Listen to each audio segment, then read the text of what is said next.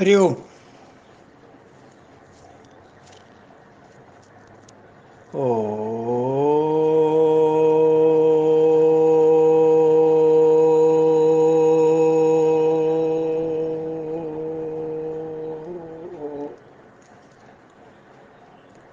ओम सहनाववतु सहनौ भुनक्तु सह वीर्यं करवावहै तेजस्विनावधीतमस्तु मा विद्विषावहै।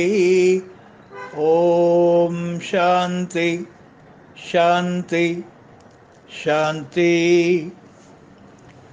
शांताकारं भुजगशयनं पद्मनाभं सुरेशं विश्वाधारं गगनसदृशं मेघवर्णं शुभांगं लक्ष्मीकान्तं कमलनयनं योगिहृद्यानगम्यं वन्दे विष्णुं भवभयहरं സർവലോകൈകനാഥം.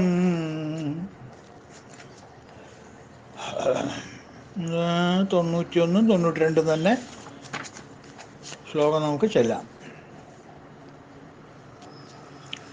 91 92. ഭാരഭൃത്കഥിതോ യോഗി യോഗീശ സർവകാമദഃ ആശ്രമശ്രമണഃ ക്ഷാമ സുപർണോ വായുവാഹനഃ ധനുർധരോ ധനുർവേദോ ദണ്ഡോ ദമയിദാദമ അപരാജിതഃ സർവസഹോ നിയന്ത നിയമോ യമ. ഓക്കെ, ഇന്നത്തെ നാമം 153 നാമം ശ്രമണ. യെസ്, ശ്രമണ. ആശ്രമ കഴിഞ്ഞു, ശ്രമണ. ശ്രമണ എന്ന് വെച്ചാൽ വല്ലാതെ വലയ്ക്കുന്നവൻ എന്നർത്ഥം. ശ്രമം നൽകുന്നവൻ, ബുദ്ധിമുട്ട് നൽകുന്നവൻ, കഷ്ടപ്പാടുകൾ നൽകുന്നവൻ. ആശ്രമം നൽകുന്നത് പോലെ ഭഗവാൻ ശ്രമവും കൊടുക്കണു. അല്ലേ? രക്ഷയുണ്ട്, ശിക്ഷയുണ്ട്. നല്ലവരെ രക്ഷിക്കും, നീചന്മാരെ ശിക്ഷിക്കും. അവിടെ യാതൊരു വ്യത്യാസമില്ല. രക്ഷ കിട്ടേണ്ടവർക്ക് ശിക്ഷ കിട്ടും, രക്ഷ കിട്ടേണ്ടവർക്ക് രക്ഷ കിട്ടും. എന്താ നിന്നെ രക്ഷിച്ച്, എന്താ അയാളെ ശിക്ഷിച്ച്, അതൊന്നും നമ്മുടെ ജ്യോതിഷത്തിൽപ്പെട്ട ചോദ്യങ്ങളല്ല. ശിക്ഷയാണെങ്കിൽ ശിക്ഷ ഏറ്റുവാങ്ങുക, രക്ഷയാണെങ്കിൽ രക്ഷ ഏറ്റുവാങ്ങുക. ഒരാളെ രക്ഷിച്ചു എന്ന് പറഞ്ഞിട്ട് നാളെ അയാളെ ശിക്ഷിച്ചുകൂടാന്നില്ല. ഒരാളെ ശിക്ഷിച്ചു എന്ന് പറഞ്ഞ് നാളെ അയാളെ രക്ഷിച്ചുകൂടാന്നുമില്ല. അതൊക്കെ ശിക്ഷയും രക്ഷയൊക്കെ എങ്ങനെയാണ് വരുന്നത്? ഭഗവാന്റെ ഇഷ്ടമല്ല, മറക്കരുത്. ഭഗവാനാണ് അഡ്മിനിസ്ട്രേറ്റർ. മനസ്സിലായില്ലേ? ഒരു ജയിൽ സൂപ്രണ്ടിനെ പോലെ ജയിൽ മാനേജ് ചെയ്യുന്നു എന്ന് മാത്രം. പക്ഷെ എത്ര കൊല്ലം കിടക്കണം അവിടെ? ഏത് തരത്തിലുള്ള ഇംപ്രിസൺമെൻ്റ് ആണ്? സിമ്പിൾ ഇംപ്രിസൺമെൻ്റ് ആണോ, റിഗറസ് ഇംപ്രിസൺമെൻ്റ് ആണോ, എന്തൊക്കെയാണ്, എത്ര കാലത്തേക്കാണ്, ഇതൊക്കെ നിശ്ചയിക്കേണ്ടത് വേറെ ആളാണ്, കോടതിയാണ്. ശരിക്കും പറഞ്ഞാൽ കോടതിയല്ല, കുറ്റവാളിനെ നിശ്ചയിക്കേണ്ടത്. എത്ര കൊല്ലത്തിന് അർഹതയുണ്ട് ഞാൻ ചെയ്ത കർമ്മത്തിന്, അല്ലേ? അപ്പോൾ ഭഗവാന്റെ ഇഷ്ടവും അനിഷ്ടമൊന്നുമല്ല രക്ഷയും ശിക്ഷയൊക്കെ തീരുമാനിക്കുന്നത്. രക്ഷയും ശിക്ഷയൊക്കെ നമ്മൾ തന്നെയാണ് തീരുമാനിക്കുന്നത്. മനസ്സിലായില്ലേ? അപ്പോൾ രണ്ടും അനുഭവിക്കുന്നത്, രക്ഷ കിട്ടുന്നതും ശിക്ഷ കിട്ടുന്നതും രണ്ടും നമ്മളുടെ കയ്യിലിരിപ്പ് തന്നെ. അതിനൊന്നും യാതൊരു സംശയവും വേണ്ട. ആർക്കെങ്കിലും സംശയം ഉണ്ടെങ്കിലും യാതൊരു കാര്യമില്ല, അത് സംശയിച്ച് അവിടെ ഇരിക്കാമെന്ന് മാത്രമേ ഉണ്ടാവുള്ളൂ. യാതൊരു സംശയവുമില്ല. കയ്യിലിരിപ്പ് തന്നെ, കയ്യിലിരിപ്പ്, കയ്യിലിരിപ്പ്, കയ്യിലിരിപ്പ്, നത്തിങ് എൽസ്. വേറൊന്നുമല്ല.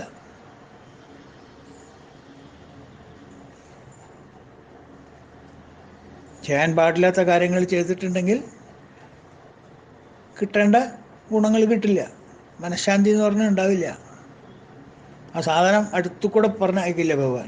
അതിൻ്റെ അടുത്തു കൂടെ നമ്മളെ കൊണ്ടുപോകില്ല മനഃശാന്തിയുടെ. ഒന്നുകിൽ ആധി, അല്ലെങ്കിൽ വ്യാധി. രണ്ടെണ്ണം പോരെ മനുഷ്യനെ ജന്മം മുഴുവൻ തളർത്തിടാൻ?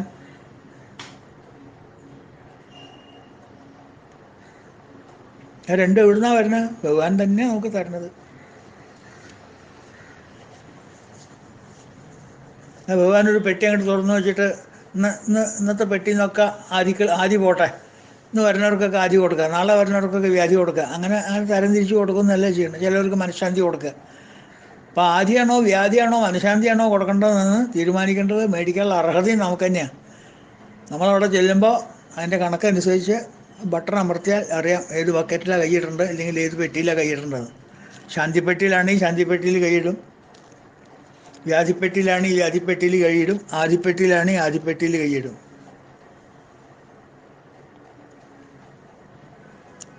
ജന്മാന്തര കൃതം പാപം വ്യാധിരൂപേണ ജായതയെ എന്നാ പറയാം. മനസ്സിലായില്ലേ? വ്യാധിയായിട്ടാണ് ജന്മാന്തര കൃതം പാപങ്ങളൊക്കെ വരുന്നത്. എന്ത് സമ്പത്തുണ്ടായിട്ട് എന്താ കാര്യം? ആദിയോ വ്യാധിയോ വന്നാൽ പോരെ. ആദി എന്ന് പറയുന്നത് മാനസികമായിട്ടുള്ള പീഡനങ്ങൾ, എല്ലാ സുഖസൗകര്യങ്ങളും ഉണ്ടാവും, എല്ലാം ഉണ്ടാവും. ധൃതരാഷ്ട്രക്ക് എന്തിൻ്റെ കുറവായിരുന്നു? എല്ലാ സുഖസൗകര്യങ്ങളും ഉണ്ട്, എല്ലാം ഉണ്ട്, റോയൽ ലൈഫ് അല്ലേ. എന്നിട്ടോ എന്തിനാ വിതുരരെ വിളിച്ചു വരുത്തിയേ? സ്വന്തം അന്യനെ വിളിച്ചു വരുത്തിയിട്ടോ, എനിക്കൊരു ബുദ്ധിമുട്ടുണ്ട്, എന്താണോ ഏട്ടാ? ഉറക്കം വരുന്നില്ല, എന്നും ഉറക്കമില്ല, മനഃശാന്തി ഇല്ല, എന്തൊക്കെയോ തോന്നുന്നു, എന്തൊക്കെയോ ഒരു അസ്വസ്ഥത. എന്തില്ലാത്ത കുറ്റ ധൃതരാഷ്ട്രക്ക്? ശാരീരികമായിട്ട് എന്താ പറയുക, ഭൗതികമായിട്ട് എല്ലാ സുഖ സൗകര്യങ്ങളും ഉണ്ട്. അപ്പം എന്ത് കൊടുത്തു? ആദി കൊടുത്തു. ചിലവർക്ക് ആദിയാവില്ല, വ്യാധിയാവും കിട്ടുക. ചിലവർക്ക് ആദിയാവും കിട്ടുക, ചിലവർക്ക് വ്യാധി ഉണ്ടാവില്ല. ചിലവർക്ക് ആദി ഉണ്ടാവും, വ്യാധി ഉണ്ടാവും. ഇതൊക്കെ ഡിപ്പെൻഡ്സ് ഓൺ യുവർ സെൽഫ്. നമ്മൾ തന്നെ പരീക്ഷയ്ക്ക് എഴുതിയതിനനുസരിച്ചിട്ടുള്ള മാർക്ക് കിട്ടും നമുക്ക്. വ്യാധി ഫിസിക്കലും ആദി മാനസികമാണ്. അപ്പോൾ ഇത് രണ്ടും ഇല്ലാതെ എന്തുണ്ടായിട്ട് എന്ത് കാര്യം? അപ്പോൾ ഒന്ന് ശ്രദ്ധിക്കുക. ഇതേവരെ ശ്രദ്ധിച്ചിട്ടില്ലെങ്കിൽ അറ്റ്ലീസ്റ്റ് ഇനി മുതൽ ശ്രദ്ധിക്കുക. ഓരോ കർമ്മങ്ങളും നമ്മൾ ചെയ്യുമ്പോഴേ ഇതൊക്കെ അവിടെ റെക്കോർഡാവുന്നുണ്ട്. This conversation can be recorded for office purposes എന്ന് എഴുതി വയ്ക്കുക. കേൾക്കാറില്ലേ നമ്മൾ? ഭഗവാനും അങ്ങനെയാണ്. ഓഫീസ് പർപ്പസിന് ഇതെല്ലാം റെക്കോർഡ് ചെയ്ത് വെക്കുന്നുണ്ട്. ചിത്രഗുപ്തനെ കൊണ്ട് എഴുതി വെപ്പിക്കുന്നുണ്ട് അവിടെ. ചിത്രം പിടിക്കുന്നവൻ, ഗുപ്തമായിട്ട് ചിത്രം പിടിക്കുന്നവൻ. അപ്പം അത് സൂക്ഷിക്കുക. കാറൊക്കെ അധികം സ്പീഡിലൊക്കെ ഓടിച്ച് പോകുമ്പോൾ, റെക്ലെസ് ഡ്രൈവിംഗ് ഒക്കെ പോകുമ്പോൾ സൂക്ഷിക്കുക. ക്യാമറ ഒളിഞ്ഞിരിക്കുന്നുണ്ട്. മനസ്സിലായില്ലേ? ഓരോ കർമ്മങ്ങൾ നമ്മൾ ചെയ്യുമ്പോഴും നമ്മുടെ ധർമ്മം എന്താണോ ധർമ്മത്തിനനുസരിച്ചിട്ടുള്ള കർമ്മം ചെയ്യുക. അതൊക്കെ നമ്മൾ കണ്ടതാണ്. എന്നാലും ഒന്ന് ഓർമ്മിപ്പിക്കണമെന്ന് മാത്രമേ ഉള്ളൂ. അതാണ് ശ്രമ എന്ന് പറയാൻ കാരണം. ആശ്രമം മാത്രമല്ല, ഭഗവാൻ ശ്രമണനും കൂടിയാണ്, ശ്രമണ കൂടിയാണ്, ശ്രമം കൊടുക്കുന്നവൻ കൂടിയാണ്. മനസ്സിലായില്ലേ? അടുത്ത നാമം 854 ക്ഷാമ. ക്ഷാമ എന്ന് വെച്ചാൽ ക്ഷയിപ്പിക്കുന്നവൻ എന്നർത്ഥം. ക്ഷയിപ്പിക്കുന്നവൻ എന്നർത്ഥമുണ്ട്. അത്യന്തം കൃശനായവൻ എന്നുള്ള വേറെ അർത്ഥമുണ്ട്. സ്വന്തം ക്ഷീണിതൻ, ക്ഷയിപ്പിക്കുന്നവനും രണ്ടർത്ഥം. ക്ഷാമ എന്ന് വെച്ചാൽ പറയാം. അത് ക്ഷയിപ്പിക്കുന്നവൻ എന്നുള്ള അർത്ഥത്തിലേക്ക് നമ്മൾ എടുത്തു കഴിഞ്ഞാൽ സംഹാരകാലത്തെ ജീവികളെല്ലാം ക്ഷീണിപ്പിച്ച് ഇല്ലാതാക്കുന്നു, രുദ്രരൂപനായി വർത്തിക്കുന്നു. ഗ്രേറ്റ് ഡിസ്ട്രോയർ, എല്ലാറ്റിനെയും നശിപ്പിക്കുന്നു കൽപ്പാന്തകാലത്ത്. എല്ലാ സ്ഥൂല ശരീരവും ഔട്ട്, സൂക്ഷ്മ ശരീരം പൊടിക്കുപ്പി, ക്ഷയിപ്പിക്കുന്നു എല്ലാറ്റിനെയും.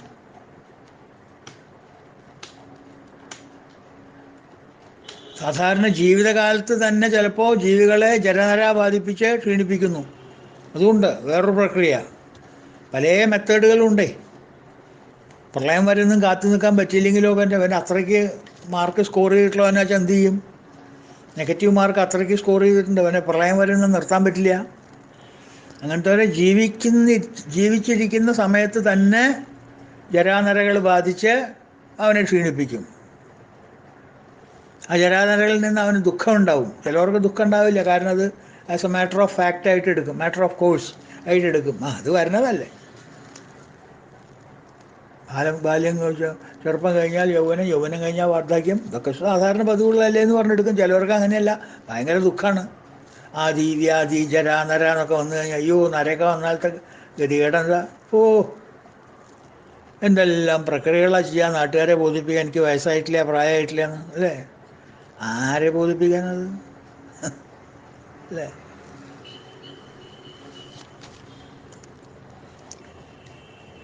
ഭഗവാന്റെ ഭക്തന്മാരെ ആണെങ്കിലോ അവിടെ ക്ഷയിപ്പിക്കുന്നത് എന്താ? അവരുടെ അഹങ്കാരത്തെ ക്ഷയിപ്പിക്കുന്നു, ഭഗവാനിലേക്ക് വേഗം അങ്ങോട്ട് അടുപ്പിക്കുന്നു. നല്ല മാർക്ക് സ്കോർ ചെയ്തിട്ടുള്ളവനാവും, കുറേശ്ശൊക്കെ അഹങ്കാരം ഉണ്ടാവും, അതെങ്ങനെയെങ്കിലുമൊക്കെ പറഞ്ഞ് നശിപ്പിക്കും. തട്ടി മുട്ടി ഒരച്ച് കല്ലിട്ടൊരച്ച് എന്താ പറയുക, സഫറിങ്സൊക്കെ കുറച്ച് കൊടുത്ത് അവന് തോന്നും തന്നെ സഫർ ചെയ്യിക്കുക. നല്ല, പക്ഷെ അതൊരു വയറിളക്കിലാണ്, വയറ് ശുദ്ധാവാനുള്ള പരിപാടിയത്. രക്ഷിക്കാൻ വേണ്ടി ശിക്ഷിക്കുകയാണ്, അല്ലാണ്ട് ശിക്ഷിക്കാൻ വേണ്ടി ശിക്ഷിക്കുകയല്ല. Not that he deserves a punishment, he deserves a upgradation, ഒരു ട്രെയിനിങ് ക്ലാസ്. കുറച്ചൊക്കെ ബുദ്ധിമുട്ടുണ്ടാവും, കുറച്ചൊക്കെ ഡിസിപ്ലിൻ ഉണ്ടാവും. ഒരു പ്രൊമോഷന് വേണ്ട ഒരു ട്രെയിനിങ് കൊടുക്കുക.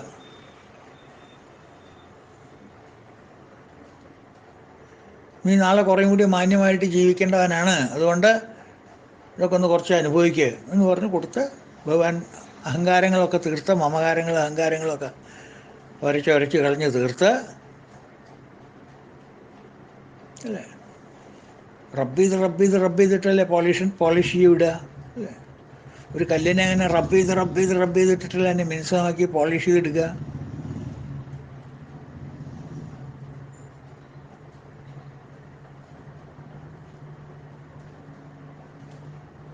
അതുപോലെ ഓരോ കർമ്മങ്ങൾ നമുക്ക് ചെയ്യാനുള്ള അനുകൂല അവസ്ഥ ഭഗവാൻ ഉണ്ടാക്കും. തദ്വാരാ നമ്മുടെ അഹങ്കാരം കുറയും. ആ അഹങ്കാരത്തിനെ ക്ഷീണിപ്പിക്കുന്നു, അതും ക്ഷയിപ്പിക്കുന്നതിൻ്റെ ഒരു ഭാഗമാണ്.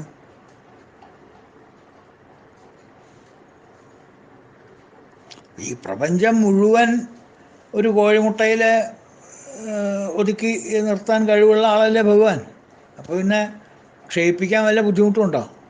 ഹേമാണ്ടം എന്നൊക്കെ പഠിച്ചിട്ടില്ല, അതെന്നല്ലേ ഇനിയിപ്പോൾ മോഡേൺ തിയറി അനുസരിച്ചും അങ്ങനെയല്ലേ പറഞ്ഞവർ. സോ ബിഗ് എഗ്, അവിടെ നിന്നല്ലേ ഒരു ബിഗ് ബാങ് വന്നത്. ഋഷിമാരും പറഞ്ഞു തന്നെയത് ഹേമാണ്ട രൂപത്തിലാണ് പ്രപഞ്ചം, ആ രൂപത്തിൽ നിന്നാണ് പ്രപഞ്ചം രൂപമെടുത്തത്. ബ്രഹ്മാവിന് ഹേമാണ്ടമാണ് കണ്ടത്, അതിൽ നിന്നാണ് ഭഗവാൻ ബ്രഹ്മാവിൻ്റെ സൃഷ്ടി തുടങ്ങിയത്.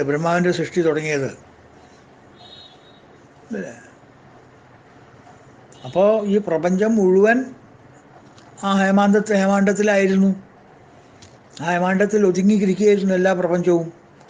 എപ്പോൾ ഒരു വിക്ഷേപം അവിടെ ഉണ്ടാക്കിയിട്ട് ഭഗവാൻ ഒരു ലീല തോന്നി ഒരു കല്ലെടുത്ത് എറിഞ്ഞോ, ആ പ്രശാന്തമായിട്ടുള്ള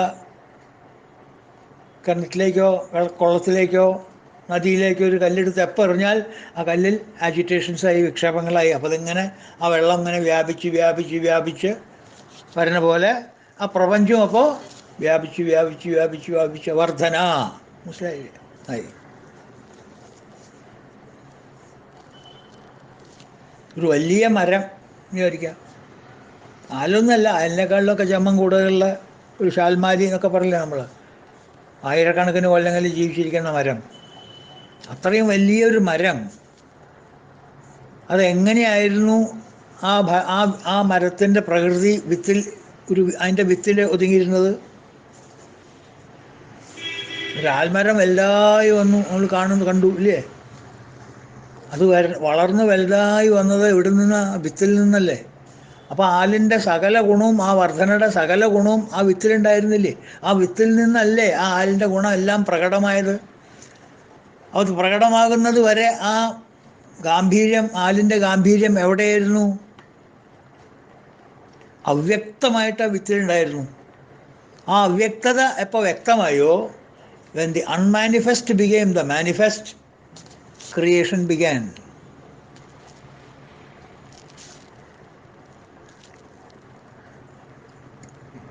അതുകൊണ്ടല്ലേ ദക്ഷിണാമൂർത്തി സ്തോത്രത്തിൽ ശങ്കരൻ പറയുന്നത് ബീജസ്യന്തരിവങ്കുരോർ ജഗതിദം, ബീജസ്യന്തരിവങ്കുരോർ ജഗതിദം, ബീജത്തിൻ്റെ ഉള്ളിൽ കിടക്കുന്ന ആ ശക്തി, അവിടെ പ്രപഞ്ചമായിട്ട് പിന്നെ വളർന്നത്. മീനിങ് ഈ പ്രപഞ്ചം മുഴുവൻ ആ ബീജത്തിൻ്റെ ഉള്ളിലായിരുന്നു. ബീജശ്ചന്തരിവങ്കുരോർ ജഗതിതം. പിന്നീടാണത് പ്രാഗ്നിർവികൽപ്പം പുനർമായാകൽപ്പിത ദേശകാലകലനാത്. പിന്നെ ഇറ്റ് ബിഗെയിം ടൈം, സ്പേസ്. അതിന് കയ്യും കാലൊക്കെ വെച്ച് അഹങ്കാരം വെച്ച് നീന്താനും നടക്കാനും ഓടാനും ചാടാനൊക്കെ തുടങ്ങിയത് അല്ലേ? അതിൻ്റെ മുമ്പ് എന്തായിരുന്നു? യാതൊരു അനക്കമില്ലാണ്ട് നിശ്ചിത അവസ്ഥയിൽ നിശ്ചല അവസ്ഥയിൽ അൺമാനിഫെസ്റ്റായിട്ട് അവ്യക്തമായിട്ട് ആ കുരുവിൻ്റെ ഉള്ളിലുണ്ടായിരുന്നു അല്ലേ? ബീജസ്ചന്തർ ഇവ അങ്കുരോ, അത് അങ്കുരിച്ചു വന്നു. ജഗതിതം, അങ്ങനെയാണ് ജഗത്തുണ്ടായത്. പ്രാങ് നിർവികൽപ്പം പുനർമായാകൽപ്പിത ദേശകാലവലനാത്. അത് അങ്കുരിച്ചങ്ങോട്ട് വന്നപ്പോൾ പിന്നെ മായ അതിൽ മസാല ചേർത്തു. പിന്നെ അത് tasting differently, smelling differently. I became a kaleidoscopic world of objects, emotions and thoughts. അല്ലേ? അങ്ങനെയല്ലേ ഈ പ്രപഞ്ചം ഉണ്ടായത്? അപ്പോൾ അതിന് മുമ്പ് അത് എവിടെയായിരുന്നു? ക്ഷാമ, ക്ഷയിപ്പിച്ചിരിക്കുകയായിരുന്നു ഒരു ഗുരുവിൻ്റെ ഉള്ളിൽ. മറ്റേ അർത്ഥം ഭഗവാൻ അത്യന്തം കൃശനായി എന്ന് വെച്ചാൽ ഭഗവാൻ അങ്ങനെയാണ്. അനോരണീയാൻ മഹതോ മഹീയാൻ, അല്ലേ? ഭഗവാന്റെ സ്വരൂപം അതല്ലേ. എത്ര വേണി ചെറുതാവാം, എത്ര വേണി വലുതാവാം. ഏത് ചെറിയ രൂപത്തിലും കൊള്ളാം, ഏത് വലിയ രൂപത്തിലും കൊള്ളും. അതാണ് അത്യന്തം കൃശനായവെന്ന് പറയാൻ കാരണം. അണോരണീയാൻ, ആ നാമത്തിനെയാണ് അവിടെ സൂചിപ്പിക്കുന്നത്. Smaller than the smallest, subtler than the subtlest ഒക്കെ പറയില്ലേ, അതാണ് അണോരണീയാൻ. അത് ക്ഷാമ, രണ്ടാമത്തെ അർത്ഥം. ഓക്കെ. അടുത്ത നാമം സുപർണ, 855 നാമം സുപർണ. സുപർണ എന്ന് വെച്ചെങ്കിൽ ശോഭനമായ ഇലകൾ എന്നർത്ഥം. ഓസ്പിഷ്യസ് ലീവ്സ്, ഇല.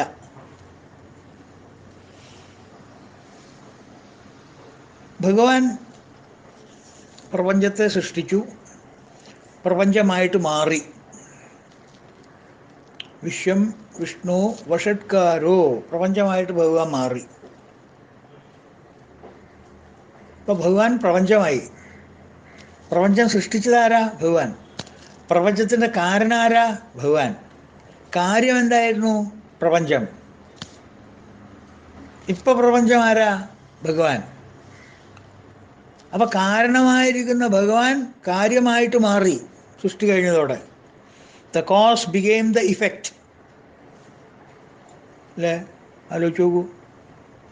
ഏതാണോ ഈ ജഗത്തിൻ്റെ കാരണം അതിപ്പോൾ കാര്യമായിട്ട് മാറി. കാര്യമായിട്ട് മാറിച്ചെങ്കിൽ കാര്യം ആയിട്ട് മാറി എന്നർത്ഥം. The cause became the effect.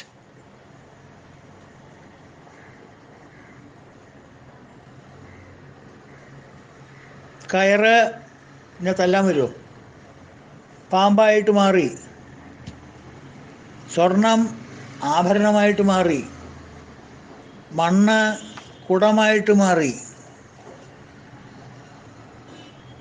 The cause became the effect. അപ്പോൾ ഇഫക്റ്റ് കോസ് അങ്ങനെ രണ്ടില്ല. ആകപ്പാടെ വ്യത്യാസം എന്താ? ഒന്ന് അൺറിയൽ, മറ്റത് റിയൽ, അത്രയേ ഉള്ളൂ. ബ്രഹ്മസത്യം ജഗന്മിഥ്യ, ബ്രഹ്മം ജീവേകനാപര. ബ്രഹ്മവും ജീവനും രണ്ടല്ല, ഒന്നാണ്. No difference. പക്ഷെ ഒന്ന് സത്യമാണ്, ഒന്ന് മിഥ്യയാണ്, അത്രയേ ഉള്ളൂ വ്യത്യാസം. Otherwise both are same. പാമ്പും കയറും എന്താ വ്യത്യാസം? ഒരു വ്യത്യാസമില്ല. പാമ്പന്നെ കയറ്, കയറന്നെ പാമ്പ്. പക്ഷേ രണ്ടും കൂടി സത്യമാവില്ല. ഒന്നേ സത്യമുള്ളൂ, ഒന്ന് മിഥ്യ. കയറാണ് സത്യം, പാമ്പ് മിഥ്യയാണ്, അല്ലേ? ഈ പ്രക്രിയയ്ക്കാണ് നമ്മൾ സംസാരം എന്ന് പറയുന്നത്. ഈ സംസാരത്തിനെയാണ് ഒരു വൃക്ഷമായിട്ട് ചിത്രീകരിച്ചിരിക്കുന്നത് 15-ാം അധ്യായത്തിൽ, കഠോപനിഷത്തിലൊക്കെ നമ്മളിത് കണ്ടതാണ്. ഈ സംസാരത്തിനെ ഒരു വൃക്ഷമായിട്ട് ചിത്രീകരിച്ചിരിക്കുന്നു. ഒരു ഇൻവെർട്ടഡ് ട്രീ, ഇൻവെർട്ടഡ് അശ്വത്ഥ ട്രീ. മുകളിൽ വേരുകൾ, താഴെ ശാഖകളും ഇലകളും ഒക്കെ താഴ്ത്ത് പരബ്രഹ്മം വേരായി കീഴോട്ട് വളർന്നു. അശ്വത്ഥത്തിൻ്റെ ഇലകൾ ഛന്ദസ്, അതായത് വേദങ്ങളായി. അത് മുകളിൽ. ഭഗവാന്റെ വളർച്ച താഴോട്ട്. വേരുകൾ ഔന്നിത്യം പറയാനാണ് ഊർധ്വമൂലം എന്ന് പറഞ്ഞത്. മനസ്സിലാക്കാൻ വേണ്ടിയിട്ട് തല തിരിച്ച് നിർത്തി, ഇത്രയേ ഉള്ളൂ. ഈ വൃക്ഷത്തിൻ്റെ ഇൻസ്പിരേഷൻ മുഴുവൻ കിട്ടുന്നത്, പവർ മുഴുവൻ വഹിക്കുന്നത് മുകളിൽ നിന്നാണ്, ഫ്രം ദ റൂട്ട്. ആ റൂട്ടിൽ നിന്നാണ് താഴേക്ക് ശാഖയും ചില്ലയും കൊമ്പൊക്കെ ആയിട്ട് വന്ന് പടർന്നു പോന്നിട്ടുള്ളത്, ഇലയും ഒക്കെ. മനസ്സിലായോ? എന്നാൽ ഇനി മരം പണ്ടത്തെ പോലെ. ഇനി നോക്ക്, ആ മരത്തിൻ്റെ ഇലകൾ എന്തൊക്കെയാണ്? ഇലകൾ എന്ന് പറയുന്നത് വേദങ്ങളാണ്. ഈ അശ്വത്ഥ വൃക്ഷം സംസാരമാണെങ്കിൽ ആ അശ്വത്ഥത്തിൻ്റെ വേര് ബ്രഹ്മം, ഇലകളെന്ന് പറയുന്നത് ഛന്ദസ്സുകൾ, വേദങ്ങൾ. ആ ഇലകൾ വേദങ്ങളുമാണ്, വേര് ബ്രഹ്മവുമാണ് എന്ന് അറിയുന്നവനാണ് വേദമറിഞ്ഞവൻ, സത്യമറിഞ്ഞവൻ.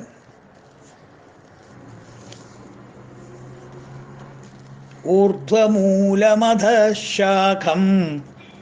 അശ്വത്ഥം പ്രാഹുരവ്യയം ഛന്ദാംസി യസ്യ പർണാനി യസ്തം വേദ സ വേദവിദ്.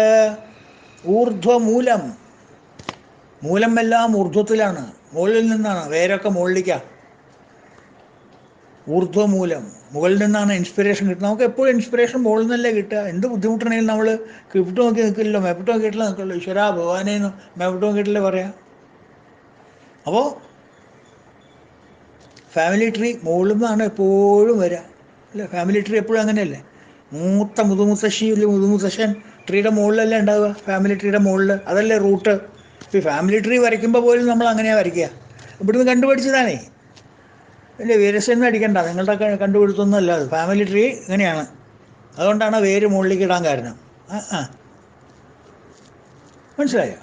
അപ്പോൾ ഒറിജിൻ, എനർജി,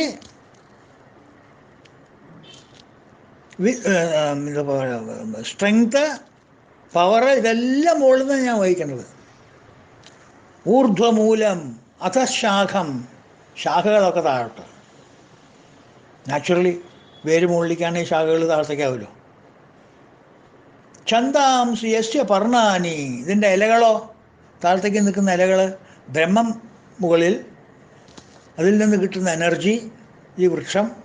ആ വൃക്ഷത്തിൻ്റെ ഇലകൾ അതിനെ കുളിർപ്പിക്കുന്നത്, ആ വൃക്ഷത്തിനെ നിലനിർത്തുന്നത് എനർജി ആണെങ്കിലും വേരാണെങ്കിലും അതിന് അതിൻ്റേതായിട്ടുള്ള ഭംഗിയും അതിൻ്റേതായിട്ടുള്ള ഗുണങ്ങളൊക്കെ കിട്ടണമെങ്കിൽ എന്ത് വേണം? ഇലകൾ വേണം. ഇലകളെക്കുറിച്ച് നിങ്ങൾക്ക് അറിയാലോ, ബോട്ടണി പഠിച്ചവരോട് പറയേണ്ട കാര്യമല്ലോ. പ്രോട്ടോപ്ലാസം, മരത്തിൻ്റെ ഇലകൾ എന്തിനാണ് ആർക്കാ അറിയാത്തത്? ഇലകളുടെ ആവശ്യം എന്താണെന്ന് ആർക്കാ അറിയാത്തത്? It's so essential for A tree as much as Veda is essential for A life. അല്ലേ? ഒരു വൃക്ഷത്തിന് ഇലയില്ല, നല്ല വേര് കട്ടിയുണ്ട്, പക്ഷേ ഇലയില്ല, എന്ത് ചെയ്യും? ആ മരം വളരുമോ? വേര് നല്ല വേരാട്ടോ, നല്ല വേരാ, പക്ഷേ ഇലയില്ല, മുട്ടയാണ്. ആർക്ക് വേണം ആ മരം? അപ്പോൾ എന്താ? ഇലകളാണ് ആ വൃക്ഷത്തിനെ നിലനിർത്തുന്നത്.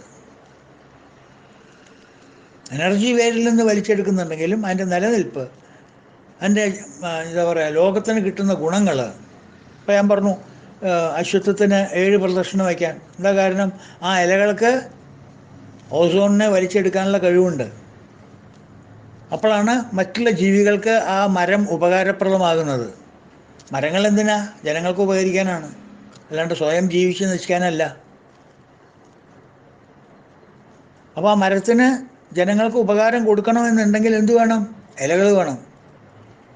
ഈ മരത്തിൻ്റെ ഇലകൾ ഏതാ? ആ ഇലകൾ ഛന്ദസ്സാണ് ലോകത്തിൻ്റെ. ഛന്ദസ് മീൻസ് വേദങ്ങൾ. അപ്പോൾ വേദങ്ങളാണ് ഈ ലോകത്തെ മറ്റുള്ളവർക്ക് ഉപകാരപ്രദമാക്കി തീർക്കുന്നത്, അവനവന് സുഖമായിട്ട് ജീവിക്കാനും പറ്റുന്നത്. വേര് ബ്രഹ്മം, ഊർധ്വമൂലം മുകളിൽ ബ്രഹ്മം, ഇലകൾ ഛന്ദസ്. അപ്പോൾ ഛന്ദസ്സാണ് ഇതിനെ മരത്തിൻ്റെ ഗുണമാക്കി തീർക്കുന്നത്. അതുകൊണ്ട് അത് ശോഭനമായിട്ടുള്ളതാണ് ഇലകൾ എന്നർത്ഥം. സുപർണ, മനസ്സിലായി? അവിടെയാണ് ലിങ്ക്. അപ്പം അതുകൊണ്ടാണ് പറഞ്ഞത് ഊർധ്വമൂലം അധശാഖം അശ്വത്ഥം പ്രാഹുരവ്യയം ഛന്ദാംസി യസ്യ പർണാനി യസ്തം വേദ സ വേദവിത്. യസ്തം വേദ സ വേദവിത്. ഇതറിയുന്നവൻ ആരാണോ അവനാണ് വേദം അറിയുന്നവൻ. He who has understood this inverted tree has understood the Vedas. അവനാണ് വേദവിത്ത്. അറിവുള്ളവൻ അവനാണ്. He is a knowledgeable man. യസ്തം വേദ സ വേദവിത്ത്. മൂലം മേലായി ശാഖ കീഴായി ചൊൽവിദശ്വത്ഥം അവ്യയം. തമ്പുരാൻ്റെ തർജ്ജമയാണ്. ഊർധ്വമൂലമധശാഖം, മൂലം മേലായി ശാഖ കീഴായി അശ്വത്ഥം പ്രാഹുർ അവ്യയം ചൊൽവിദശ്വത്ഥം അവ്യയം. ഛന്ദാംസി യസ്യ പർണാനി, ഛന്ദസ്സെല്ലാം അതിന്നില. ഛന്ദാംസി യസ്യ വർണ്ണാനി, ഛന്ദസ്സെല്ലാം അതിന്നില. യസ്തം വേദ സ വേദവിത്ത്. വേദവിത്ത് അതറിഞ്ഞവൻ. ആരാണ് വേദവിത്ത്? വേദവിത്ത് means the knower of the Vedas. വിത്ത് means knower. Gold smith, knower of gold. Iron smith, knower of iron. വേദവിത്ത്, നോവർ ഓഫ് വേദ. അപ്പം വേദത്തെക്കുറിച്ച് അറിഞ്ഞവൻ ആരാ? വേദവിത്ത് അതറിഞ്ഞവൻ. ഏതറിഞ്ഞവൻ? ഈ ഇലകൾ വേദങ്ങളാണെന്നും വേരുകൾ ബ്രഹ്മമാണെന്നും അറിഞ്ഞവൻ. അതാണ് വേദവിത്ത്. അവനാണെന്ന് അർത്ഥം. വേദങ്ങൾ ഭഗവാന് സ്വസ്വരൂപമായതുകൊണ്ട് വേദങ്ങളല്ലേ ഭഗവാന്റെ സ്വസ്വരൂപങ്ങളല്ലേ വേദങ്ങൾ. എവിടെ നിന്ന് വന്നാൽ? ഭഗവാന്റെ ശ്വാസോച്ഛ്വാസത്തിൽ നിന്ന്. ഭഗവാനല്ലേ ആദ്യം വേദാസ് ഡെലിവർ ചെയ്തത്. ഫസ്റ്റ് ലോകത്തിലേക്ക് അവതരിപ്പിച്ചത് ഭഗവാനല്ലേ വേദങ്ങൾ. ഭഗവാൻ തന്നെയല്ലേ വേദം അല്ലേ? അതുകൊണ്ട് അതിൻ്റെ പർണ്ണങ്ങൾ ശോഭനമായതാണ്. It's a part of Bhagavan, Bhagavan himself. So it is ശോഭന, ഓസ്പിഷ്യസ്. മനസ്സിലായേ? സോ സുപർണ. അടുത്ത നാമം വായുവാഹന. വായുവാഹന മീൻസ് വായുവിനെ ചലിപ്പിക്കുന്നവൻ അർത്ഥം. വായുവാഹന, വഹിക്കാനുള്ള ശക്തി കൊടുക്കുന്നവൻ. വായുവിന് ആ ശക്തി കൊടുക്കുന്നവൻ. വായുവാഹന എന്നുള്ളതിന് ഭഗവാൻ ഒരു പര്യായം മുമ്പ് കണ്ടിട്ടുണ്ട് നമ്മൾ. വായുവാഹനൻ, വായുവിനേക്കാൾ വേഗത കൂടിയിട്ടവൻ. ഓക്കെ, ഇവിടെ അതല്ല, വായുവിനെ ചലിപ്പിക്കുന്നവൻ അർത്ഥത്തിലാണ് ഇവിടെ ഇൻ്റർപ്രറ്റ് ചെയ്യുന്നത് ആചാര്യന്മാർ. പഞ്ചഭൂതങ്ങൾക്ക് ഭഗവാനിൽ നിന്നല്ലേ ശക്തി കിട്ടുന്നത്. അവർക്ക് ക്രിയാശേഷി എവിടുന്നാണ് കിട്ടുന്നത്? പഞ്ചഭൂതങ്ങൾക്ക്. പഞ്ചഭൂതങ്ങൾക്കല്ല, എല്ലാ ഭൂതങ്ങൾക്കും എവിടുന്നാണ് ശക്തി കിട്ടുന്നത്? വായു എന്ന് പറയാൻ കാരണമാണ് ഞാൻ പഞ്ചഭൂതങ്ങളെന്ന് പറയാൻ കാരണം. പഞ്ചഭൂതങ്ങൾ പെട്ടതാണ് വായു. അപ്പോൾ വായുവിന് ശക്തി എവിടുന്നാണ് കിട്ടുന്നത്? ഭഗവാനിൽ നിന്നാണ്. അതുകൊണ്ടാണ് വായു വാഹന എന്ന് പറയാൻ കാരണം. അപ്പോൾ എല്ലാ പഞ്ചഭൂതങ്ങൾക്കും ലോകത്തിലുള്ള എല്ലാ വ്യവസ്ഥകൾക്കും ഭഗവാനെ ഭയപ്പെട്ട് അവയുടെ കർത്തവ്യങ്ങളിൽ നിന്ന് അണുവിട വ്യതിചലിക്കാതെ അനുവർത്തിച്ചുകൊണ്ടിരിക്കുകയാണ്. ഭയം കൊണ്ട് ഭഗവാനെ. കാരണം ശക്തി തരുന്ന ആളാണ്. Is a man who is authority. ഞാൻ എന്നുള്ള എൻ്റെ ഒരു നിലനിൽപ്പ് എനിക്ക് സാങ്ഷനാക്കി തരുന്നത് ഭഗവാനാണ്. എനിക്കൊരു വിസിറ്റിംഗ് കാർഡ് കൊടുക്കാനുള്ള ധൈര്യം തരുന്നത് ഭഗവാനാണ്. വീര്യം തരുന്നത് ഭഗവാനാണ്. ശക്തി തരുന്നത് ഭഗവാനാണ്. Is all in all. പേടിക്കില്ല അങ്ങോരെ. ഒരു head of the department Kannur ഇട്ടിയാൽ നമ്മൾ 3 ദിവസം പിന്നെ ഓഫീസിൽ പോയില്ല. അങ്ങനത്തെവരാണ് നമ്മൾ, ഇല്ലേ? ഒരു HOD എത്ര പേടിക്കാന്നുണ്ടെങ്കിൽ നിങ്ങളുടെ ഓൾ ഇൻ ഓൾ ആയിട്ടുള്ള ഭഗവാനെ എത്ര പേടിക്കണം? പ്രത്യേകിച്ച് ലോ അബൈഡിങ് പീപ്പിൾ ലൈക്ക് പഞ്ചഭൂതാസ്, അതർ ദേവാസ്. മറ്റുള്ള ദേവന്മാരും പഞ്ചഭൂതങ്ങളൊക്കെ ലോ അബൈഡിങ് ആണ്. നമ്മളെപ്പോലെ നിയമം തെറ്റിക്കാനുള്ള വകുപ്പ് എന്താണെന്നല്ല നോക്കുക. നമുക്ക് എല്ലാറ്റിനും ഒരു വകുപ്പുണ്ടല്ലോ. എന്ത് നിയമം തെറ്റിച്ചാലും അത് നമുക്ക് അതിനൊരു വകുപ്പുണ്ട്. ഇത് വകുപ്പ്, നീ വകുപ്പ് തെറ്റിക്കാനുള്ളൊരു വകുപ്പ്, അത് കേരളത്തിൽ മാത്രമേ ഉള്ളൂ. എന്ത് കാര്യത്തിനും നമുക്കൊരു വകുപ്പുണ്ട്. അതെ, ആധാരം പണയം വെച്ചു, ഇനിയിപ്പോൾ എന്താ ചെയ്യുക? കുറച്ച് പൈസ അതിൻ്റെ മുകളിൽ കിട്ടണമല്ലോ. അത് ബാങ്കിലല്ലേ ഇരിക്കണം, ഇനി അതിൻ്റെ മുകളിൽ വേറെ ആരാ പൈസ തരാ? കൃഷ്ണകുട്ടിയേട്ടൻ എന്താ പറയണത്? വല്ല വഴിയുണ്ടോ അതിന്? അത് അതിനൊരു വകുപ്പുണ്ടോ? എന്ത്? ബാങ്കിലിരിക്കണ ആധാരം പണയം വെച്ചിരിക്കണത്, അതിൻ്റെ മുകളിൽ വേറെ കുറച്ച് പൈസ കിട്ടാൻ അന്യായമായിട്ടുള്ള വഴിയല്ലേ ഇത്? കൃഷ്ണകുട്ടിയേട്ടൻ എന്താ പറഞ്ഞത്? അതിനൊരു വകുപ്പുണ്ടെന്ന്. എല്ലാറ്റിനും വകുപ്പുണ്ട്. ഒരാളെ കൊന്നിട്ടും ഇങ്ങോട്ട് വന്നോളൂ, അതിന് വകുപ്പുണ്ടെന്ന്. എല്ലാറ്റിനും വകുപ്പുണ്ട്. നിയമം തെറ്റിക്കാൻ കേവന്മാരാണ് നമ്മൾ. അതല്ലാതെ നിയമം നിലനിർത്തിക്കൊണ്ട് നിയമത്തിനെ പാലിച്ചു പോകാൻ താല്പര്യമുള്ള ദേവന്മാർ, താല്പര്യമുള്ള പഞ്ചഭൂതങ്ങൾ, ഇവരൊക്കെ ഭഗവാന്റെ ശാസന എന്താ പറയുക നിറവേറ്റാൻ വേണ്ടിയിട്ട് ഓടി നടക്കുന്നു. മൃത്യുർ പഞ്ചമ ധാവതി എന്ന് പറയില്ല. കേനോപനിഷത്തിലെ കഥ ഞാൻ ഒരിക്കൽ പറയണ്ടായി നിങ്ങളോട്. ഇതല്ലേ വെളിപ്പെടുത്തുന്നത് കേനോപനിഷത്തിലെ അവസാനമുള്ളൊരു കഥ. ഒരു പുൽക്കൊടിയെ ജ്വലിപ്പിക്കാനായി അഗ്നിഭഗവാനെ ക്ഷലിപ്പിക്കാൻ വായുവിന് സാധിച്ചില്ല. അഗ്നിക്ക് അങ്ങോട്ട് പോകാൻ പറ്റില്ല. അഗ്നിക്ക് ജ്വാല വരണമെങ്കിൽ വായു വേണ്ടേ? വായുവിനത് ശക്തിയില്ല. വായുവിന് ശക്തിയില്ലെങ്കിൽ അഗ്നിയുടെ ശക്തിയിൽ നിന്നു. അഗ്നി കത്തിക്കൊണ്ടിരിക്കല്ലേ പറ്റുള്ളൂ. ജ്വലിപ്പിക്കാൻ പറ്റണമെങ്കിൽ വായു വേണ്ടേ? കാറ്റ് വേണ്ടേ? അഗ്നിയുടെ ഫ്രണ്ടാണല്ലോ കാറ്റ്. അപ്പോൾ കാറ്റ് വേണം. മനസ്സിലായില്ലേ? മിതമായിട്ടുള്ള കാറ്റേ പാടുള്ളൂ. ഫ്രണ്ട്ഷിപ്പ് അധികമായാലും ബുദ്ധിമുട്ടാണ്. അത് തീനെ കെടുത്തും. വലിയ കൊടുങ്കാറ്റ് വന്നാൽ തീനെ കെടുത്തും. മര്യാദയ്ക്ക് നിൽക്കുകയാണെങ്കിൽ തീനെ സഹായിക്കും. മനസ്സിലായില്ലേ? എന്തൊരു പ്രക്രിയ നോക്കൂ ലോകത്തിൽ. തീയിനെ ജ്വലിക്കാനായിട്ട് കാറ്റ് വേണം. അവൻ കുറച്ച് കൂടുതൽ വീശിയാൽ മറ്റവൻ്റെ ആഫീസ് കൂട്ടും. അല്ലേ? അങ്ങനത്തെ പ്രതിഭാസങ്ങളൊക്കെ ലോകത്തില്ലേ നോക്ക്. അപ്പോൾ ഒരു പുൽക്കൊടിയെ കത്തിക്കാനായിട്ട് അഗ്നിയോട് പറഞ്ഞപ്പോൾ അഗ്നിക്ക് അത് കത്തിക്കാൻ സാധിക്കുന്നില്ല. കാരണം വായുവിന് ശക്തിയില്ല. വായുവിൻ്റെ ശക്തി പോകാൻ പിടിച്ചു വെച്ചിരിക്കുക. അവൻ്റെ കളി ഒന്ന് കാണട്ടെ പറഞ്ഞിട്ട് ആ സ്വിച്ച് ഓഫ് ചെയ്തിരിക്കുക, അല്ലെങ്കിൽ ആ വാൾവ് ഓഫ് എന്നുള്ളത് തിരിച്ചു വെച്ചിരിക്കുകയാണ്. അപ്പോൾ അഗ്നി വായു കൂട്ടിയിട്ട് അവസാനം പുച്ഛം മടക്കിയിട്ട് വാല് മടക്കിയിട്ട് രണ്ടുപേരും കൂടി ഇന്ദ്രൻ്റെ അടുത്തേക്ക് പോവുകയാണ് പരാജിതനായിട്ട്. മൂപ്പർക്ക് വല്ലതൊന്നും ചെയ്യാൻ പറ്റിയില്ല. അപ്പോഴാണ് ഒരു ഭൂതത്തിനെ കാണുക. ഭൂതരൂപത്തിൽ കണ്ടിട്ട് അത് ബ്രഹ്മമാണ് എന്ന് പറഞ്ഞ് മനസ്സിലാക്കി കൊടുക്കുന്ന ഒരു കഥ. മനസ്സിലായില്ലേ? അപ്പോൾ അവരുടെ ശക്തി ഭഗവാൻ വിചാരിച്ചാൽ ഒന്നുമില്ല. ദൈവം മറിച്ചു കരുതിയിൽ അരക്ഷണത്തിൽ ദേവൻ വെറും പുഴു, മഹാബ്ദി മരുപ്രദേശം. മനസ്സിലായി? അപ്പോൾ അവർക്ക് പേടിയുണ്ട്. എപ്പോഴത് വിഡ്രോ ചെയ്യാന്നറിയില്ല.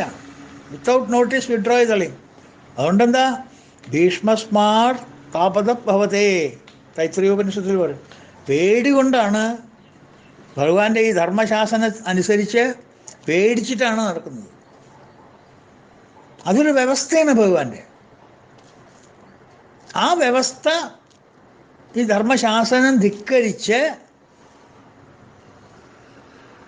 രാവണൻ അതിനെ അട്ടിമറിക്കാൻ നോക്കി. ആ വ്യവസ്ഥയെ അട്ടിമറിക്കാൻ നോക്കി. ഭഗവാന്റെ വ്യവസ്ഥ ഈ ലോകത്തിൽ രാവണൻ്റെ രാക്ഷസികമായിട്ടുള്ള പവറും അവന് കിട്ടിയിട്ടുള്ള വരദാനവും അവിടുന്ന് ഇവിടുന്നൊക്കെ കിട്ടിയിട്ടുള്ള വരദാനം ഒക്കെ കൊണ്ട്, ആ ശക്തി കൊണ്ട്, ആ രാക്ഷസീയ ശക്തി കൊണ്ട് അവൻ്റെ കാര്യം നോക്കാണ്ട്, അവൻ്റെ രാജ്യം നേടിയേക്കാണ്ട് ഭൂലോകത്തിൽ വന്നിട്ട് അതിലുള്ള ദേവന്മാരെയും അതിലുള്ള പ്രകൃതികളെയൊക്കെ ശാസിക്കലായി.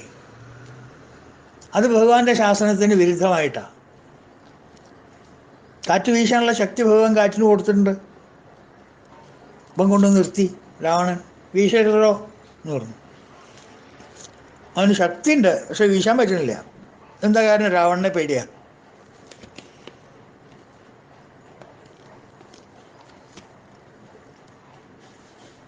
വായുവിനോട് അനങ്ങരുത് പറഞ്ഞു. മരത്തിൻ്റെ ഇലകളോട് പറഞ്ഞു, നിങ്ങൾ ചലിക്കരുത്, ആരും ചലിക്കരുത് പറഞ്ഞു. നിശബ്ദം, പ്രശാന്തം. നദിയിലെ വെള്ളത്തിനോട് പറഞ്ഞു, ഒഴുകരുത് പറഞ്ഞു. ഒഴുക്ക് തടസ്സപ്പെടുത്തി. മെല്ലെ പോവുകയായി നീർക്കൂത്തേറും ഗോദാവരി നദി. ആ, അപ്പുറത്തേക്ക് കിടക്കണ്ട പർണശാലയിലേക്ക്. അപ്പോൾ ഒഴുക്ക് ഭയങ്കരമായിട്ടുണ്ട്, അങ്ങോട്ട് കിടക്കാൻ പറ്റുന്നില്ല. അപ്പോൾ പറഞ്ഞു നിൽക്കുക, സ്റ്റോപ്പ്, അങ്ങനെ ഒഴുക്ക് അവിടെ നിൽക്കട്ടെ അവിടെ. അപ്പോൾ ഇതൊക്കെ പ്രകൃതിക്ക് വിരുദ്ധമായിട്ടുള്ള കർമ്മങ്ങൾ ചെയ്യണം രാവണൻ. കാറ്റിനോട് വീശരുതേ പറയാം, ഇലകളോട് അനങ്ങരുതേ പറയാം, പുഴയോട് അനങ്ങരുതേ, വെള്ളം ഒഴുക്കരുതേ പറയാം. വെള്ളത്തോട് ഭംഗിയായിട്ട് തർജ്ജമ നടത്തിയിട്ടുണ്ട് ആ ഭാഗത്ത് വാൽമീകി രാമായണത്തിൽ. ഞാനിരിക്കുന്നിടത്തൊക്കെ ശങ്കിച്ചേ കാറ്റടിച്ചിടൂ, മരത്തിൻ പത്രമിളക പുഴവെള്ളമനങ്ങിടാ. ഞാനിരിക്കുന്നിടത്തൊക്കെ ശങ്കിച്ചേ കാറ്റടിച്ചിടൂ, രാവണൻ പറയണം. ഞാൻ ആരാന്ന് വിചാരിച്ചേ? സീതോടി എന്ന് പറയണ പ്രലാപങ്ങൾ. നിനക്കറിയോ ഞാൻ ആരാന്ന്? ഞാൻ അവിടെ നിന്ന് കഴിഞ്ഞാൽ കാറ്റൊക്കെ ഇങ്ങനെ ആലോചിച്ചിട്ടേ വീശുള്ളൂ. എൻ്റെ രാമൻ എന്തിനുമുള്ള. ഞാനിരിക്കുന്നിടത്തൊക്കെ ശങ്കിച്ചേ കാറ്റടിച്ചിടൂ, മരത്തിൻ പത്രമിളക. എന്നോട് ചോദിക്കാണ്ട ഇളകില്ല, ഞാൻ ഒന്ന് ഇളകിക്കോട്ടെ, ചോദിച്ചിട്ടേ ഇളകുള്ളൂ. പുഴവെള്ളമനങ്ങിടാ. അപ്പം അവിടെയും എത്ര കാലം രാവണൻ്റെ ദർപ്പം അവസാനിച്ചില്ലേ? ജന്മജന്മാന്തരങ്ങളൊന്നും അത് ഉണ്ടായില്ല. കുറച്ച് കാലം അവൻ്റെ പ്രലാപം കാണിച്ചൊരു പൂക്കുറ്റി ഹൂ എന്ന് പറഞ്ഞ് പൂശിപ്പോയി എന്നല്ലാതെ അതൊരു വ്യവസ്ഥയായിട്ട് ലോകത്തിൽ നിലനിന്നില്ലല്ലോ. രാവണൻ്റെ ശാസന ലോകത്തിൽ നിലനിന്നില്ലല്ലോ, കംസൻ്റെ ശാസന ലോകത്തിൽ നിലനിന്നില്ലല്ലോ, ഹിരണ്യകശിപുവിൻ്റെ ശാസന ലോകത്തിൽ നിലനിന്നില്ലല്ലോ. ലോകത്തിൽ നിലനിൽക്കുന്നത് എന്താ? ഭഗവാന്റെ ശാസനമാണ്, ശാന്തമായിട്ടുള്ള ശാസനമാണ്. അതിനവിടെയും ഇവിടെയൊക്കെ കുറേ സ്പെല്ലിംഗ് മിസ്റ്റേക്സുകളും പോറലും കയറലൊക്കെ ഉണ്ടാവും, സാരില്ല, അവിടെയൊക്കെ ഞാൻ എത്തിക്കോളാം. ധർമ്മസ്ഥാപനാർത്ഥായ സംഭവാമി യുഗേ യുഗേ. അപ്പോൾ രാവണൻ്റെ ദർപ്പം കംപ്ലീറ്റ് 10 തലയും കളഞ്ഞില്ലേ രാവണൻ്റെ ദർപ്പം? ധർമ്മം പുനഃസ്ഥാപിച്ചില്ലേ? അപ്പോൾ ഈ നാമത്തിൻ്റെ അർത്ഥം വായുവാഹന എന്ന് വെച്ചെങ്കിൽ എല്ലാവർക്കും അവരവരുടെ പ്രവർത്തനത്തിന് ശക്തി നൽകുന്നവൻ, പ്രത്യേകിച്ച് വായുവിന് അവൻ്റെ പവർ, എന്താ പറയുക, അതിന് പറയാം മോട്ടീവ് പവർ ഫോർ മോഷൻ.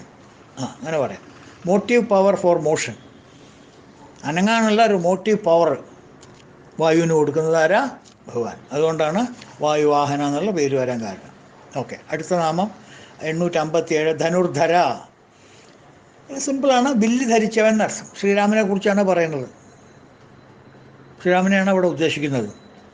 ആയുധം ധരിക്കുന്നവരിൽ എന്താ പറയുക, ഞാൻ ശ്രീരാമനാണെന്നൊക്കെ ഭഗവാൻ തന്നെ പ്രഖ്യാപിച്ചിട്ടില്ലേ ഗീതയിൽ? രാമ ശസ്ത്രഭൃതാം അഹം. മഹാവിഷ്ണുവിൻ്റെ എന്താ പറയുക, ശസ്ത്രം ധരിക്കുന്നവരിൽ വെച്ച് ഞാൻ ശ്രീരാമനാണ് എന്ന് ഭഗവാൻ പറഞ്ഞിട്ടുണ്ട്, കൃഷ്ണൻ തന്നെ പറഞ്ഞിട്ടുണ്ട്. അപ്പോൾ ആരെക്കുറിച്ചാണ് പറഞ്ഞത്? ശ്രീരാമനെ കുറിച്ചാണ് ഈ നാമം ധനുർധര എന്ന് പറയാൻ കാരണം. മഹാവിഷ്ണുവിൻ്റെ വില്ല് ശാരംഗമാണ്, മറ്റത് കോദണ്ഡാണ്. പക്ഷെ എന്തുതന്നെയായാലും വില്ല് ധരിക്കുന്നവൻ അർത്ഥം, അത്രയേ ഉള്ളൂ ഇതിൻ്റെ സിമ്പിൾ മീനിങ്. ധനുർവേദ, ധനുർവേദം നന്നായി എറിഞ്ഞവൻ അർത്ഥം. ധനുർവേദവും ദൃശ്യമാക്കിയത് ആരാ? വേദത്തിലൊരു ഭാഗമാണല്ലോ ധനുർവേദം, ഉപവേദമല്ലേ ധനുർവേദം. അത് ദൃശ്യമാക്കിയത് ആരാ? ഭഗവാൻ തന്നെ. ഈ ശാസ്ത്രത്തിന് അപാര പാണ്ഡിത്യം പ്രദർശിപ്പിച്ച ശ്രീരാമനെയാണ് ഇവിടെ ഉദ്ദേശിക്കുന്നത്. ധനുർവേദത്തിൽ ശ്രീരാമനാണ് അഗ്രഗണ്യൻ, വേറെ ആരും ഉണ്ടായിട്ടില്ല അങ്ങനെ. അർജുനനൊക്കെ നോവെയർ നിയർ ഹിം. ശ്രീരാമൻ്റെ ധനുർവിദ്യാ ചാതുര്യം ഇതിഹാസപ്രധാനാണ്. ചതുർവേദ ച നിഷ്ഠിത എന്നാ പറയാം വാൽമീകി. ചതുർവേദത്തിൽ നിഷ്ഠിതനാണ്. ഈസ് എസ്റ്റാബ്ലിഷ്ഡ് ഇൻ ചതുർവേദ. മനസ്സിലായില്ലേ? ധനുർവേദ ച നിഷ്ഠിത. ധനുർവേദത്തിൽ നിഷ്ഠിതനായിരിക്കുന്നവനാണ്. അപ്പം അതുകൊണ്ടാണ് ധനുർവേദ എന്നുള്ള നാമം വരാൻ കാരണം.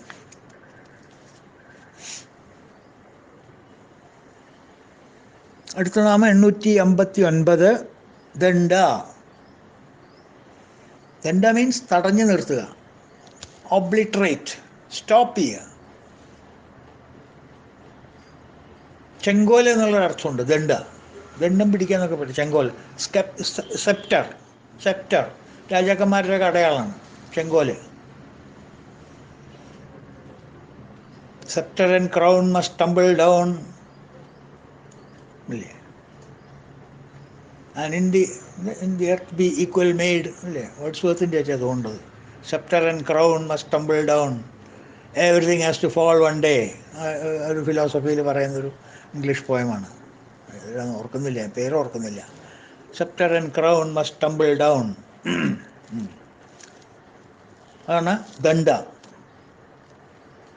ശിക്ഷ നൽകുന്നവരിൽ വെച്ച് ഞാൻ ദണ്ഡമാകുന്നു എന്ന് ഭഗവാൻ 10-ാം അധ്യായത്തിൽ പറയും. ദണ്ഡോ ദയമതാമസ്മൈ, ദണ്ഡോ ദമയതാമസ്മി, ദമയതാമസ്മി. ദമ മീൻസ് ദണ്ഡിക്കുന്നവൻ, ശിക്ഷിക്കുന്നവൻ. ശിക്ഷിക്കുന്നവരിൽ വെച്ച് ഞാൻ ദണ്ഡനാണെന്ന് പറയണം. ബിക്കോസ് ഞാനാണ് എല്ലാവരെയും ശിക്ഷിക്കുന്നത്.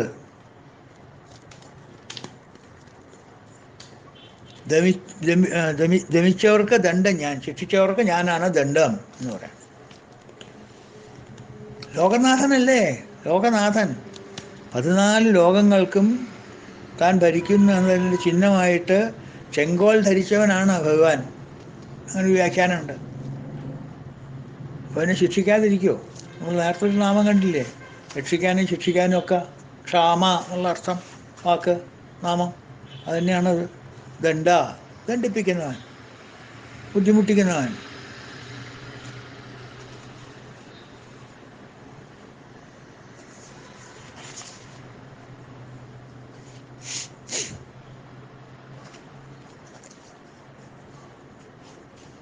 അഗെയിൻ പിന്നെയും പറയണു, ഈ ദണ്ഡനം എന്ന് പറയുന്നത് ഭഗവാന്റെ ഇഷ്ടമല്ല.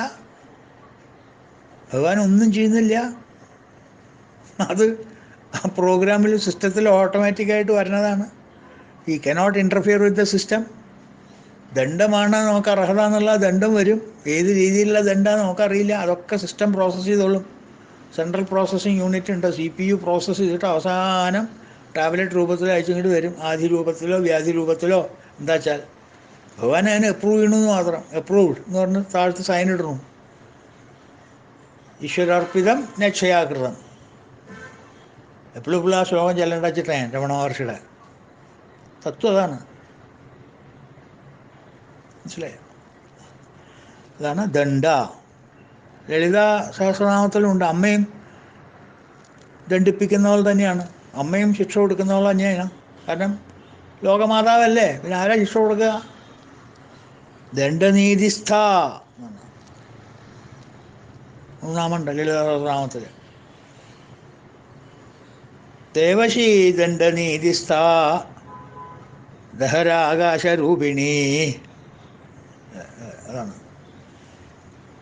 അതാണ്ട് മധ്യത്തിലായിട്ട് വരും. മധ്യമല്ല, ചൂടി 600 ഏതാണ്ട് അവിടെ ആയിട്ടാണ് വരിക.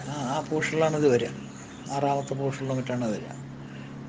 ദേവശീ ദണ്ഡനീതിസ്ഥ ദഹരാകാശരൂപിണി. അവിടെയും ദണ്ഡനീതിസ്ഥ, ദണ്ഡനീതിസ്ഥയാണ് ഭഗവതി ദേവി. ആ നീതിയിൽ വ്യവസ്ഥയുള്ളവളാണ്. ദണ്ഡിക്കേണ്ടവരെ ദണ്ഡിക്കും.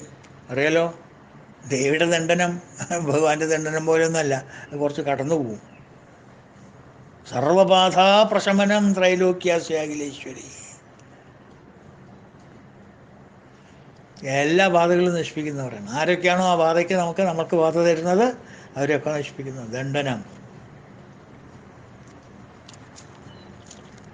ദണ്ഡിപ്പിക്കുന്നവൾ. അതുകൊണ്ടല്ലേ കാളിദാസൻ്റെയും ഖണ്ഡിയുടെ ഒരു കഥ ഞാൻ പറഞ്ഞപ്പോൾ,